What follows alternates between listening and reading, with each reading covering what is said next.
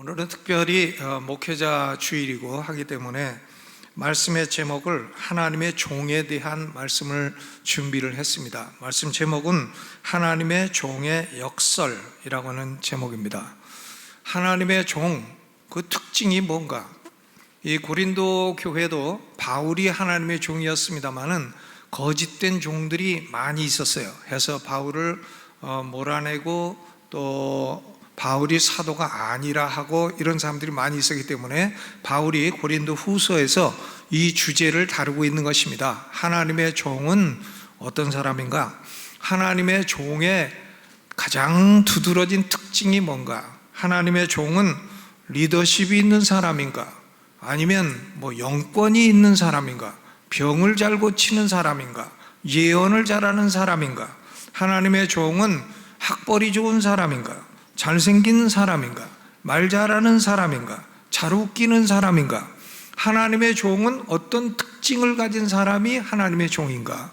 사도 바울은 여기서 한 가지를 얘기합니다. 하나님의 종의 특징은 이 세상에 사역을 하면서 고난을 당하는 사람이다. 하나님의 종의 한 가지 특징은 고난을 당하는 사람이다.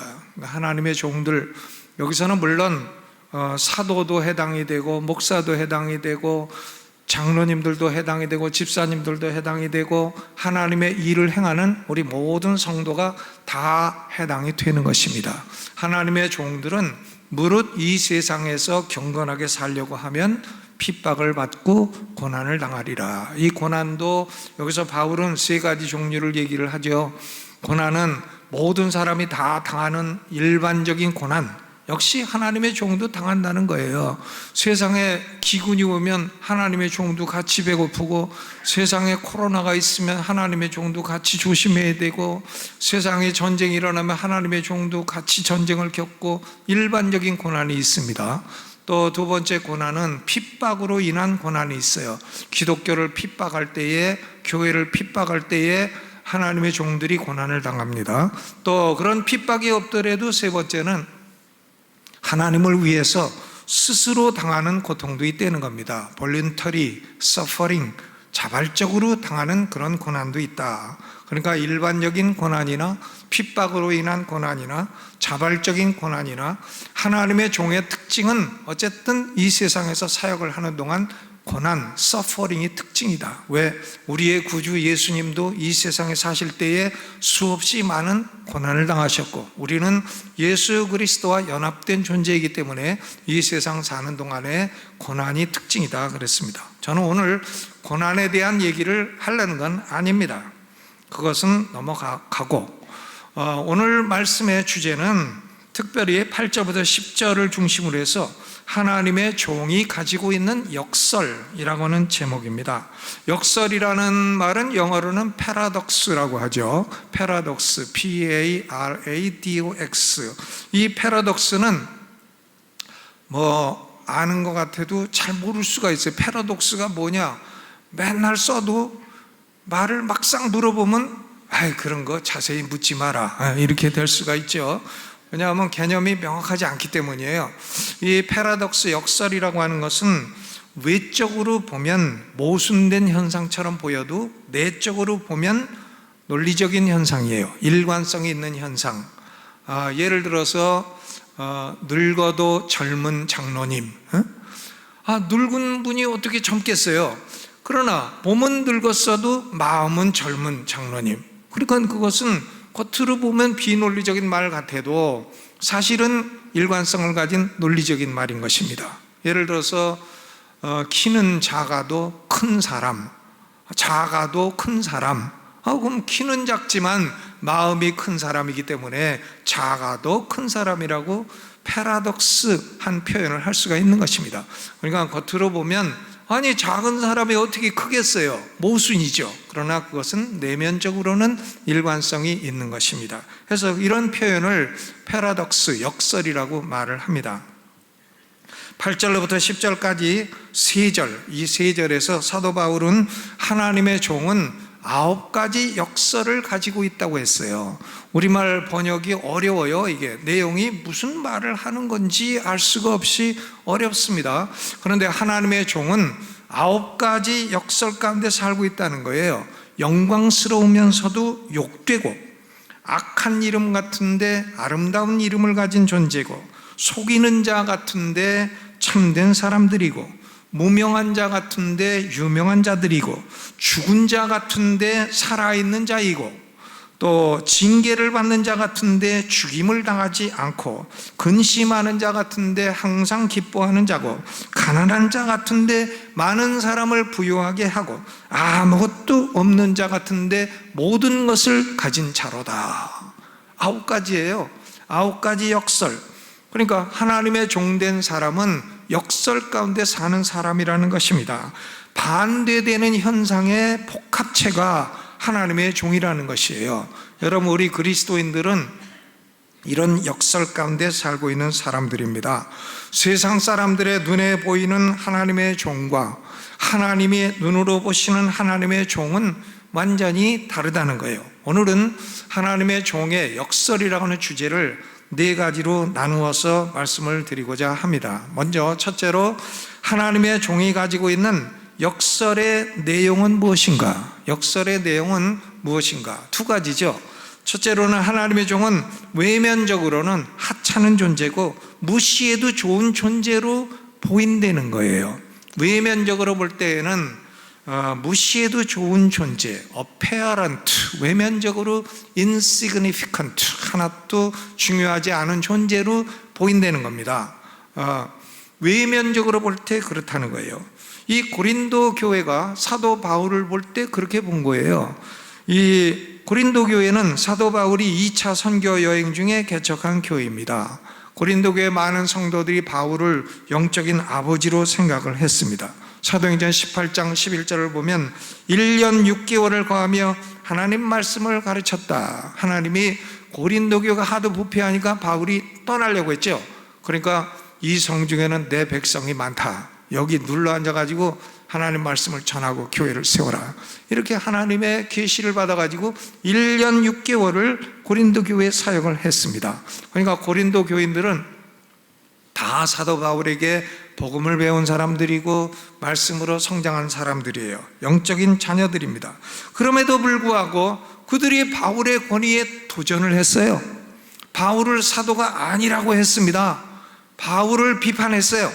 왜 그러냐면 새로운 교사들이 들어왔기 때문이에요. 이들은 거짓된 교사들, 헬라 영지주의 사상에 영향을 받은 사람들입니다. 겉으로 잘생기고 또 겉으로 매력적이고 당시 새로운 지식으로 공부한 사람들이었습니다만은 진리에 관해서는 아주 잘못된 사람들이었습니다. 이들에 비해서 외모로 볼 때에 사도 바울은 매우 초라한 사람이고 말도 제대로 못하는 하찮은 존재로 보였던 것입니다. 바울의 외모는 왕족 같지 않습니다. 금수저같이 생기지를 않았어요. 요새는 사람들을 금수저니 은수저니 흑수저로 나누는데 도대체 누가 흑수저고 누가 금수저입니까?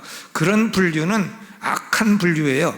그런데 그런 악한 분류의 기준으로 쳐도 바울은 금수저급은 아니 되는 거예요. 흑쪽에 가깝다. 이제 그런 얘기죠. 그러니까 고린도서 10장 10절에 거짓 교사들의 말이 바울은 그 편지들은 중하고 힘이 있으나 그 몸으로 대할 때는 약하고 말이 시원치 않다 하니, 바울이 말을 더듬었는지 아니면 뭐 하다가 끊었는지는 몰라도 말이 시원치 않다는 거예요. 이런 비판을 들은 고린도 교회 성도들이 바울에게서 마음을 돌리게 된 것입니다. 그러니까 고린도후서 10장 7절에 너희는 외모만 보는도다. 바울이 고린도 성도들을 책망한 거죠. 너희가 보는 것은 외모뿐이냐. 이 미혹된 고린도 교회 성도들이 바울에 대해서 외모만 보고 하는 말을 바울이 여기 기록해 놓은 거예요. 바울은 욕된 자요, 악한 이름이요, 속이는 자요, 무명한 자요, 죽은 자요, 하나님께 징계를 받은 자요, 근심하는 자요, 가난한 자요, 아무것도 없는 자라. 바울에게 복음을 들어 구원받고 말씀으로 성장한 사람들이 바울을 이렇게 9가지로 말을 해요. 그것은 어떤 면에서는 진실이에요. 왜? 외모로만 보면 그렇게 보였기 때문이에요. 바울은 사람들이 이렇게 말하는 것을 나는 그렇지 않다고 부정하지 아니했어요. 나는 너희가 외모로 볼 때는 욕되다, 나는 무명한 자 맞다, 나는 징계를 받는 자 같다, 근심하는 자 같다, 다 맞다, 아무것도 없는 자 같이 보일 것이다, 맞다, 부정하지 않아요. 외모로만 보면 그렇게 보일 것이라고 인정을 한 것입니다. 여러분, 오늘날도 목사들이나 혹은 주의 일을 하는 일꾼들이나 세상 사람들 눈에 보기에는 매우 초라한 존재일 것입니다. 세상 사람들은 목사가 무슨 일을 하는 사람인지 관심이 없어요. 목사가 뭘 하는지 몰라요. 일주일에 하루 일하고 판판히 노는 사람인 줄 알아요. 그런 분은 강남중앙 침례교회에서 일주일만 목회하면 코피 쏟고 아마 목사 안 된 것을 진심으로 감사합니다 라고 고백할 것입니다. 그렇죠. 저는 원로 목사님이 돌아가시기 전에 했던 얘기가 생각이 나네요. 저보고 그랬어요. 피 목사님, 3대 목사님 잘 모셔왔네요. 그 말씀을 하시고 돌아가셨어요. 우리 원로 목사님은 참 훌륭한 분이셨어. 저는 원로 목사님이 존경할 점이 너무나 많다고 생각해. 나는 조금 괴로운 면도 있었지만 우리 원로 목사님은 참 하나님의 종으로 대단한 분이셨어. 훌륭한 분이에요. 그런 분은 참 우리나라 대한민국 역사에 드문 분이에요. 진실로 그렇습니다. 여러분, 그런데 세상 사람들은 목사가 무슨 일을 하는지 관심 없어요. 그리고 목사가 하는 말은 무시해도 좋은 말로 생각합니다. 근거 없는 환상으로 생각을 해요. 목사가 무슨 말을 하면 목사 나부랑이가 나대지 말라 그래요. 그리고 목사의 미움자도 싫다. 전 진짜 그런 소리도 들었어요. 목사의 미움자도 싫다. 그 사람은 기역, 니은, 디귿, 리을 하나고 비읍, 시옷, 이응, 지읒 이렇게 하는 사람. 미움은 빼. 목사 때문에. 여러분, 하나님의 일을 하는 목사들도 이 세상 사람들에게 이렇게 무시를 당하는데 성도들이 이 세상 살아갈 동안 세상 사람들에게 무시당하는 건 말할 나위도 없습니다. 이단적인 사람들, 거짓 교사들은 많은 인기를 누리고 많은 권력도 누리고 합니다만은 복음적인 교회 또 진리를 설교하는 목사들은 대부분 가난하고 또 약한 그런 목사들이 많이 있는 것입니다. 바울 같은 위대한 사도에 대해서도 초라해 보인다고 말도 잘 못한다고 비판한 사람들인데 하물며 평범하고 극적이지도 못한 삶을 사는 목사들에 대해서는 더욱 그렇게 말할 겁니다. 바울에게 말한 그대로 말할 겁니다. 욕된 자고 악한 이름이고 속이는 자고 무명한 자고 죽은 거나 마찬가지고 징계받는 자고 근심하는 자고 가난한 자고 아무것도 없는 자라 이렇게 말할 겁니다. 그런데 사람들이 외관상으로 보는 것만 그림의 전체는 아닙니다. 사람들은 그림을 봐도 아래쪽에서만 보잖아요. 위도 봐야 되죠. 외견적으로 무시할 만하다고 해서 하나님의 종의 실체까지 그런 것은 아닙니다. 하나님의 종은 외면적으로는 무시할 만해도 내면적으로 실질적으로는 위대하고 존귀한 존재라는 사실이에요. 여러분, 우리 성도들, 우리 그리스도인들은 세상 사람들은 우습게 여겨도 우리는 다 존귀한 존재들입니다. 따라서 해보시죠. 나는 존귀하다. 존귀해요. 하나님의 종들, 하나님을 섬기는 사람들은 실질적으로는 영광스러운 존재이고 아름다운 이름을 가진 존재이고 참된 존재이고 유명한 존재이고 살아있는 존재이고 죽임을 당하지 않는 존재이고 항상 기뻐하는 사람이고 많은 사람을 부유하게 하는 사람이고 모든 것을 가진 자라는 말씀인 것입니다. 외모로 보이는 것하고는 다르다는 말씀이에요. 외모와는 다른 면이고 보이지 않는 영역이고 영적인 면이고 불가시적인 실체라는 겁니다. invisible, 보이질 않아요. reality, 그러나 이게 실체라는 겁니다. 세상이 거지처럼 보아도 하나님 나라에서는 왕자인 것이고, 세상이 모욕을 해도 하나님 나라에서는 명예로운 존재인 것이고, 세상이 비판을 해도 하나님 나라에서는 칭찬을 받는 것이고, 세상에서는 무가치하다 해도 하나님 나라에서는 존귀한 존재가 되는 것입니다. 주의 일을 하는 하나님의 종들, 여러분들 오늘 교사들, 목자들, 집사님들, 장로님들, 성가대원들, 또 남녀 전도에서 수고하는 종들, 얼마나 존귀한 존재들이에요. 다 존귀합니다. 제 눈에 보기에는 다 존귀한 존재들입니다. 여러분 한 분 한 분 다 존귀합니다. 외모상으로는 그렇게 하찮아 보이고 가난해 보이고 멸시할 만해도 하나님은 하나님의 종들을 영원히 진실로 위대한 자로 만들어 주시는 것입니다. 여러분, 우리는 이런 패러독스 가운데 살고 있는 존재예요. 그러면 두 번째로, 하나님의 종들은 이런 패러독스 가운데 살면 어떤 위험성이 있는가? 역설의 위험성이 있는 것입니다. 역설 패러독스라는 것은 예리한 칼날과도 같은 것입니다. 하나님의 종으로 하여금 이 칼날을 피하여 이쪽으로 가든지 저쪽으로 가든지 이렇게 유혹을 하는 것입니다. 사단의 유혹은 두 가지 방향으로 나타나요. 첫째 유혹은 하나님의 종으로 하여금 외견상 하찮음을 피하도록 만드는 겁니다. 내가 왜 하찮은 존재냐? 내가 괜찮은 존재다.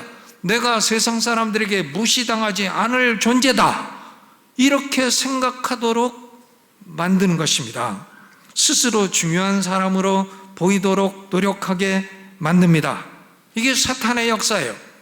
우리를 무시하지 않도록 외모상의 모양을 만들어 내려고 하는 것입니다. 여러분, 마태복음 4장 1절로 11절, 광야에서 예수님을 시험한 마귀가 한 짓이 그거죠. 마귀가 무슨 짓을 했어요? 돌들이 변하여 떡덩이가 되게 하라. 속리산 그 원장대 흔들바위 큰 게, 그게 요새 떨어졌다는 소식도 있는데 또 어떤 사람은 아니라고도 하고, 근데 그 큰 떡덩이 흔들면 흔들흔들한데 안 떨어져요. 그걸 예수님이 가서 떡덩이가 되라 인절미, 그래가지고 그 돌이 인절미로 변했다고 생각해 보세요. 조중동, 거기 그냥 일면 탑기사로 탁 나오죠. 그렇죠? 저분이 보통 분이 아니시구나. 돌만 갖다 주면 인절미 만드는 분이구나. 그래야 될 거 아닙니까? 또 성전 꼭대기에서 뛰어내리고도 머리카락 하나 상함이 없다면 그건 MBC, KBS, SBS, JTBC 9시 기사, 거기에 주스에 탑 기사로 나올 겁니다. 그렇죠? 그러니까 사탄은 예수님으로 하여금 너는 세상의 위대한 존재로 보이도록 행동하라, 이렇게 유혹을 했습니다. 그러나 예수님은 기록되었으되 계속 하나님 말씀으로 거부하고 사탄의 미혹에 넘어가지 않았습니다. 여러분, 사람이라면 누구한테 무시당하면 얼마나 기분 나빠요. 무시받는 하찮은 존재로 살기를 원치 않을 겁니다. 그러니까 목회자들이요, 세미나에 다니는 거예요. Signs and Wonders, 기사와 표적 해가지고는 기사와 표적을 일으키기를 원해. 영권 있는 종이라고 인정받기를 원해. 사람들에게 저 사람은 딱 강단에 서서 설교하면 병이 낫고 방언이 터지고 귀신이 나가고, 저 사람이 보통 분이 아니구나. 피목사 보통 분이 아니다, 이렇게 생각하도록 만드는 거예요. 그리고 스스로 사도가 되게, 스스로 사도로 또 안수도 받아. 안수도 주고 사도로 안수로 줘. 근데 예언도 많이 하고 나는 궁금한 게 있어요. 그분들 요새 어디 가셨나? 이 코로나 언제 끝나는지 좀 예언 좀 해주시지. 그냥 입 싹 다물고 앉아 계시네. 그렇죠? 거짓된 것이죠. 외모를 취하는 거예요. 사람들에게 영권이 큰 종이라는 인상을 주어가지고 무시당하지 않으려는 동기가 있는 것입니다. 왜 자기가 가르치는 성경 공부에 10만 명 성도가 모였다고 동네방네 떠듭니까? 모였거나 말았거나. 왜 동네방네 다 내고 그럽니까? 그것은 자기가 보통 사람이 아니라는 걸 나타내려고 하는 거 아니에요. 또 성도들을 옷을 똑같이 입혀갖고 공산당 당원대회처럼 카드 섹션을 하고, 왜 그럽니까? 얼마나 우스꽝스러운 짓이에요. 그게 대한민국만 있는 현상이죠. 아니, 그런 현상이 세상에, 그게 선진국에서는 상상도 못할 일들이죠. 그런데 왜 그렇게 하나? 외부 사람들에게, 세상 사람들에게 거부당하지 않고 무시당하지 않으려고 하는 그런 동기가 있는 거죠. 이해가 갑니다. 그렇죠? 저도 그 자리에 있으면 그렇게 했을 겁니다. 이해가 가요. 무시당하는 게 싫으니까요. 그러니까요, 하나님의 종들이 보면 정치가 세. 목회자들 총회 가보면 정치가 엄청 세요. 아주 발언도 세고 정치도 세고 막 세. 왜 그런가? 무시당하지 않는 존재가 되려고 그런 거죠. 이것이 첫째 위험이에요.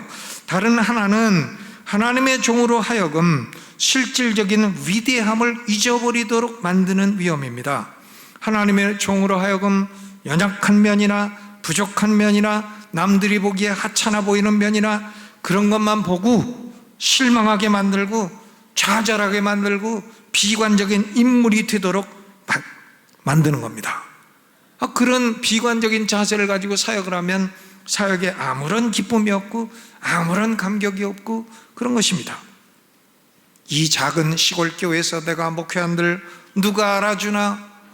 공연히 처자식들만 가난에 시달리고 고생시키고 나는 사람들에게 이런저런 감정적인 시달림만 당하고 왜 내가 이 일을 해야 합니까? 아버지, 불쌍한 나를 불쌍히 여겨 주시옵소서. 그렇게 되는 거죠.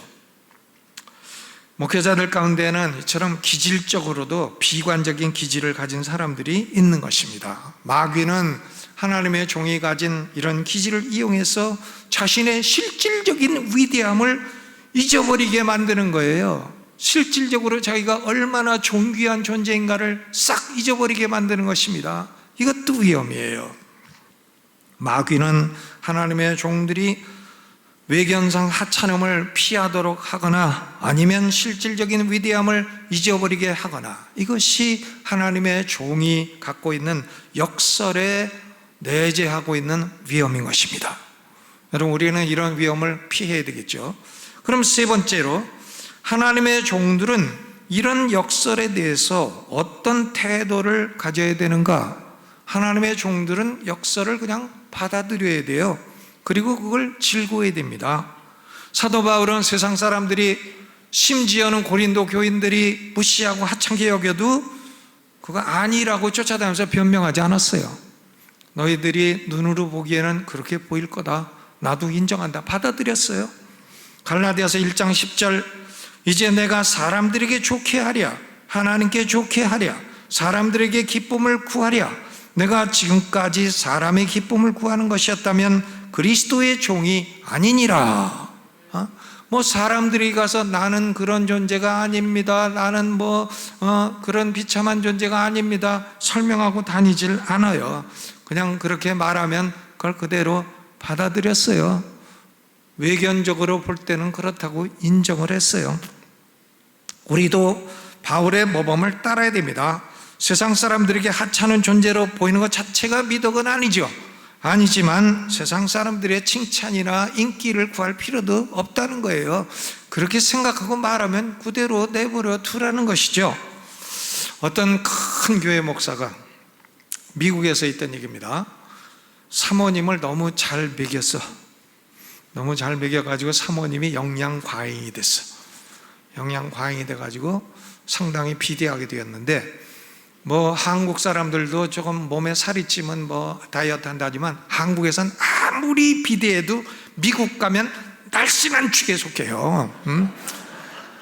아주 날씬합니다. 한국에서 아무리 비대해봐야 130kg 넘겠어요. 근데 미국에서 130kg는 비대한 축에 낄 수가 없어요. 200kg는 넘어가요. 사모님이 이제 그렇게 됐어요. 근데 그 큰 교회 목사가 목사들 모임에 가서 잘난 척하면서 작은 교회 목사에게 이렇게 질문합니다. 형제요. 그럴 때는 형제래. 또 당신의 교회는 성도가 몇 명이나 되는가? 그러니까 작은 교회 목사가 참 안 입고 와서 대답을 했다고 합니다. 당신 사모님의 몸무게를 나한테 알려주시면 나도 우리 교회 성도 숫자를 알려드리겠습니다. 그랬더니 큰 교회 목사가 아무 대답도 안 하고 수치스럽게 물러갔다, 그런 얘기를 들은 적이 있습니다. 여러분, 이런 현상들은 얼마든지 있는 것이죠. 사람들이 하찮게 여기면 그냥 받아들이는 거예요. 예배당 건물이 얼마나 크고 아름다우냐, 얼마나 많은 성도가 있냐, 얼마나 좋은 프로그램을 갖고 있냐, 그런 거 다 중요하죠. 그러나 그런 외형적인 것보다도 하나님의 교회는 더 중요한 것들이 얼마든지 있는 것입니다.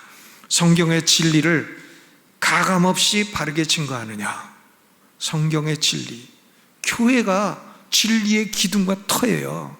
교회는 세상 4H 클럽이나 무슨 그런 데하고 다른 거예요. 왜? 진리가 있기 때문에. 이 진리는 사람들에게 영생과 죄사함을 주는 절대적으로 중요한 진리이기 때문에 이게 교회만 있어요. 대학에 없고요, 이게 백화점에 없고, 이게 세상에는 없는 겁니다. 그러니까 이 교회는 그런 외형적인 것보다 더 중요한 게 얼마나 많이 있습니까? 예수 그리스도를 영화롭게 하려는 열망이 얼마나 있느냐, 얼마나 그리스도를 닮은 성품이 있느냐, 이런 것들이 외적인 것보다 훨씬 중요해요. 우리는 세상에서는 하찮은 존재가 기꺼이 돼야 됩니다. 세상에서 높여봤자예요. 높여봤자죠. 조금 있으면 꼬꾸라져서 조금 있으면 저 사람 다 저렇게 될 건데, 뻔해요. 뻔해. 시간만 지나면 세상에 휘날리는 이름은 다 계속 휘날릴 수 없어요. 그렇죠? 세상에서 기꺼이 하찮게 여겨도 기꺼이 당할 수 있습니다. 세상 인기에 조금도 연연할 필요가 없습니다. 세상이 우리를 무시해도 하나님이 안아주시면 그것으로 만족해야 돼요. 야고보서 4장 4절, 간음하는 여자들이여 세상과 벗된 것이 하나님의 원수임을 알지 못하느뇨. 그런즉 누구든지 세상과 벗이 되고자 하는 자는 스스로 하나님과 원수되게 하는 것이니라 그랬습니다. 하나님의 종들이 세상과 벗이 돼, 하나님의 종들이 세상과 벗이 돼서 세상의 인기와 세상의 모든 걸 누리게 되면 그런 걸 추구하면 안 된다는 얘기인 것입니다. 사도 바울은 세상의 인기를 추구하지 아니했고, 그러나 자신의 실질적인 위대함을 잊지 아니했어요. 자기가 하나님의 위대한 사도라는 것을 잊지 아니했습니다. 빌립보서 3장 4절, 거기 보면 바울이 세상 기준으로 봐도 무시당할 사람이 아닙니다. 나도 육체를 신뢰할 만하다고 하잖아요. 만일 누구든지 다른 이가 육체를 신뢰할 것이 있는 줄로 생각하면 내가 더욱 그러하니라. 네가 좋은 대학 나왔냐? 나는 더 좋은 데 나왔어. 네가 훌륭한 사람이 교육받았냐? 나는 더 좋은 사람에게 받았어. 네가 율법을 잘 지켰냐? 내가 더 잘 지켰어. 바울이 그렇게 말하는 거예요. 세상적으로 자랑해도 난 할 게 많다는 거예요. 그러나 그리스도를 알고 그리스도의 의를 알고 하나님이 주시는 영원 축복의 위대함을 알고 나서는 그런 세상 자랑은 도리어 해가 되는 배설물로 여기게 됐다는 거예요. 배설물에 불과되는 겁니다. 여러분, 하나님은 바울을 불러서 죄사함을 주시고 기독교를 그렇게 핍박하던 죄, 그걸 사함을 주시고 하나님의 의를 주시고 righteousness of God, 하나님의 의, 완전한 의, 천국에 들어갈 수 있는 의. 제가 보니까 불신자들도 장례 치를 때 되면 다 천국 간다고 생각해요. 천국 안 가고 지옥 간다고 생각하는 사람은 아무도 없어요. 어느 종교를 가진 사람들도 다 극락에 들어가고 천국에 들어가고 다 그렇게 생각해요. 그러나 그것은 아닙니다. 하나님의 의가 없는 사람은 못 들어갑니다. 하나님의 의는 오로지 하나님의 아들 예수에게서만 받는 거예요. 예수 그리스도만이 우리에게 하나님의 의를 주시는 분입니다. 그 의를 가져야 천국에 들어가는 거예요. 우리의 의 가지고는 어린 반푼도 없어요.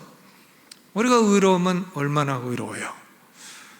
다 5분만 까놓고 보면 다 부끄러워서 도망갈 텐데. 그렇죠. 우리의 의로는 천국은 어림도 없어요. 하나님의 의. 바울에게 죄사함을 주시고 의를 주시고 나아가서 하나님의 사도라는 직분을 주시고 성령의 영감을 주셔서 14권이나 되는 신약성서를 기록하게 하시고 천국에서 영생을 하면서 영원한 존귀를 누리는 존재가 되게 하신 것입니다. 세상 사람들이 하찮게 여기는 바울이 이렇게 위대한 존재인 것이에요. 여러분, 아무리 작은 교회에서, 아무리 작은 교회학교 교실에서 아무리 소수의 성도가 모인다고 해도 그들은 예수 그리스도가 생명을 바쳐서 핏값으로 사신 성도들인 것입니다. 하나님의 집이고 또 예수 그리스도의 몸이고 성령의 전인 것입니다. 교회는 삼위일체 하나님과 관련해서 하나님의 집이요, 예수 그리스도의 몸이요, 성령의 전인 것이죠. 교회는 위대한 것입니다. 교회를 섬기는 하나님의 종들은 진실로 위대한 존재들이에요. 세상이 만들어지기 전에 창세전부터 하나님이 알아주셨고 또 영원히 알아주시는 위대한 존재들인 것입니다. 우리는 세상 눈에 무시된 존재로 살다가 죽지만 부활해서 영생하는 존재가 될 것입니다. 우리는 지금 슬프고 근심하는 존재로 살아갈지라도 영원 세계에서 말할 수 없는 기쁨을 누리며 사는 존재가 될 것입니다. 우리는 지금 가난한 자로 살지만 영원 세계에서 억만장자보다도 부유한 존재로 살게 될 것입니다. 우리가 이런 역설 속에 살고 있고 이런 역설을 우린 즐거워해야 되는 겁니다. 그러면 네 번째, 이제 다 끝나가요. 왜 이런 파라독스가 우리 목회자들 또 성도들에게 존재하는가? 그것은 종말론적인 이유가 있어서 그렇습니다. 하나님의 관심은요, 대한민국을 위대한 나라로 만드는 건가? 그거 아닙니다. 미국을 위대한 나라로 만들고 영원한 나라로 만드는 건가? 그거 아닙니다. 또 그럼 중국을 위대한 나라로 만드는가? 그것도 아닙니다. 미국도 망할 나라고요, 중국도 망할 나라고, 대한민국도 망할 나라고, 북한도 망할 나라예요. 예수 그리스도가 재림하시면 불로 다 망할 나라죠. 다 망해요. 우리 지금 망할 나라에 살고 있는 거예요. 이 나라가 망할 나라라는 얘기가 아니라 예수님이 오시면 불로 망하게 된다고 하나님이 말씀하셨다는 얘기예요. 여러분, 하나님의 관심은요, 킹덤 오브 갓, 하나님의 나라예요. 하나님의 나라. 이 하나님 나라는 예수 그리스도가 오셔서 시작하셨어요. 하나님 나라가 가까웠다고 하셨어요. Kingdom of God is at hand. 하나님의 나라가 손으로 딱 잡으면 잡힐 곳에 와 있다. 하나님 나라가 예수님으로 인해서 시작이 됐죠. 그리고 지금 우리가 살고 있는 시대는 하나님 나라가 성장을 해가는 것입니다. 성장을 해가다가 예수님이 재림하시면 그때는 완성되는 거예요. 완성되면 그때는 다른 나라는 존재하지 않아요. 세계에 어떤 나라도 존재하지 않아요. 어떤 대통령도 존재하지 않아요. 투표도 없어요. 선거도 없고 공무원도 없고 킹덤 오브 갓, 그 나라가 영원한 나라예요. 그 나라는 예수님의 고난으로 시작이 됐죠. 십자가 죽으심으로 시작이 됐어요. 그래서 구속받은 구원받은 성도들이 하나하나 늘어가면서 하나님 나라가 성장해가요. 지금 우리가 살고 있는 시대는 하나님 나라가 성장하는 시대인 것입니다. 하나님이 부르시는 자들을 하나님이 얼마든지 구원하시는 시대예요. 지금은 구원의 시대인 것입니다. 하나님이 구원하려고 하니까 마귀와 귀신들, 그 쫄개들이 방해를 하죠. 교회를 해치려 합니다. 방해를 합니다. 그렇기 때문에 목회자들과 성도들에게 고난이 있게 돼요. 지금은 하나님 나라가 성장하는 시대이기 때문에 고난이 할 수 없이 따르게 되고 우리가 역설 가운데 살 수밖에 없는 것입니다. 그러나 그리스도 예수님이 재림하시고 하나님 나라가 완성되는 그날, 예수님은 완성된 하나님 나라를 아버지 손에 바치게 되는 것입니다. 아버지여, 이 나라를 내가 완성했습니다. 하나님이 택하여 구원하려고 하는 백성을 하나도 빠뜨리지 않고 내가 다 구원했습니다. 아버지, 이 나라가 완성되었습니다. 그럼 아버지는 받으시고 기뻐하시고,